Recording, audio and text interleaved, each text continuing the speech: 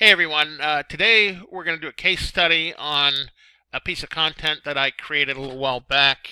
And what I'm going to do is I'm going to read it, then I'm going to break it down into its parts and show you how I created it pretty quickly and simply. So let's get started. So, you want to own a business. When I think back while growing up in southwestern Connecticut, I can't remember a time when my father, Pop, wasn't in business or wasn't starting a business. I only remember him having a job or working for someone else when he got into his 60s and 70s. You see, Pop was a terrible employee. He knew that he usually forgot more about the restaurant business than the people he was working for, and most times he let them know it. So Pop was a typical French chef, very creative, hardworking, and at times was known to rival Gordon Ramsay while teaching his staff. Many a waitress cried, but they all loved Pop and respected him.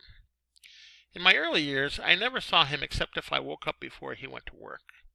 I finally got to know him when I turned 12 years old. You see, in the Doobie family, when you turned 12, you were now old enough to work at the restaurant. At first, I loved working because I was getting to know my dad. But as I got into my teens, I resented the fact that I wasn't able to do things with my friends. It didn't kill me, but at the time I thought it would.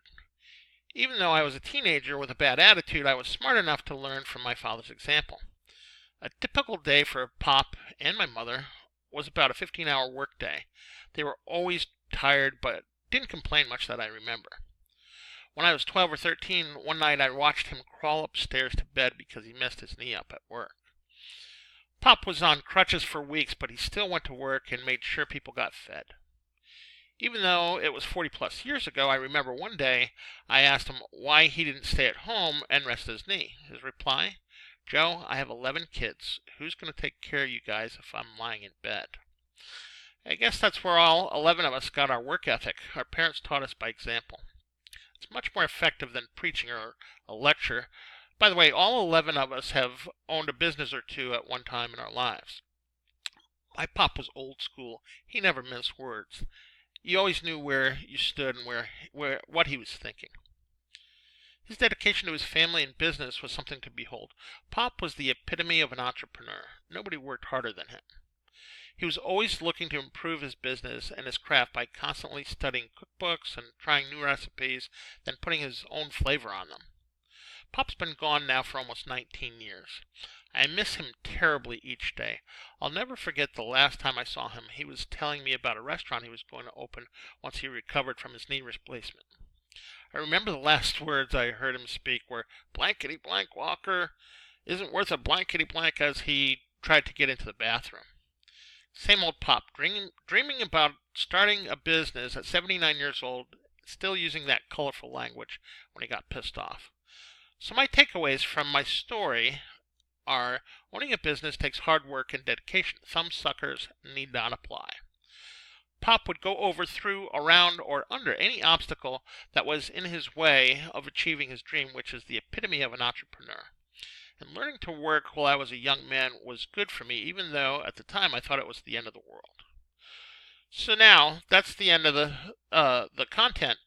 But what I'm going to do now is I'm going to go ahead and break it down, okay, and show you how I created it fairly quickly and easily.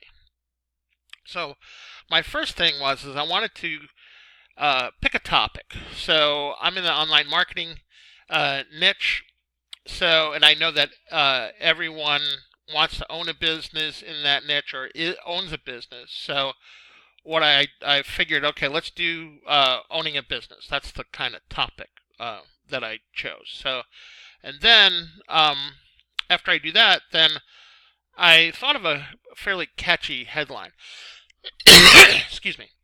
So you want to own a business, that's pretty catchy. People are gonna look at it and say, okay, what's he talking about? So so that so after that step, what I do is I kind of introduce the main idea or character, and sometimes it states a problem.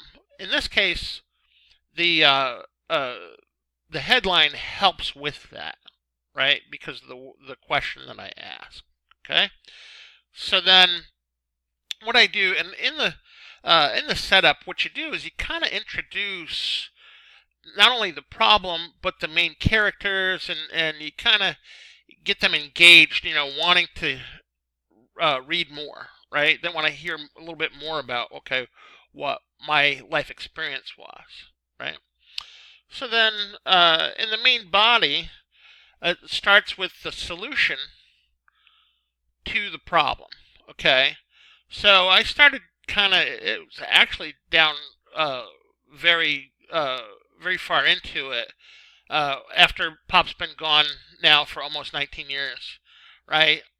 And then I start um, to uh, give a solution to the problem, and especially at the end where I'm concluding, you know, owning a business takes hard work and dedication. Some suckers need not apply.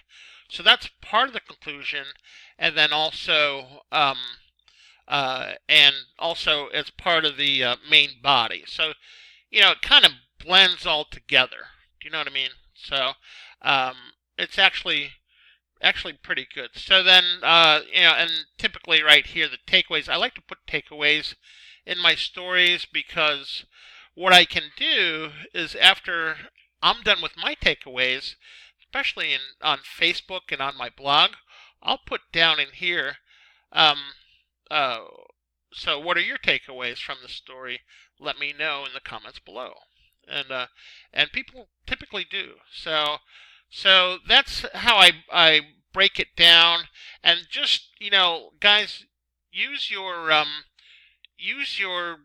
life experiences to the best you can when you uh, go ahead and you write, because people, they can relate to those things. They think about, well, what they, maybe it might not be their father, maybe a friend's father or somebody, and they can relate to it.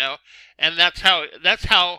Let's face it. What you're doing when you're writing content is you're trying to get people engaged to know, like, and trust you, so that they want to read what you have to say, and then eventually you want to put them on a list and sell them, products, some of your products that you create, or affiliate products, right? So, okay, that looks pretty good. So let's just go real quick to a excuse me, to a Facebook group like I promised, and this is where I posted that same story, right?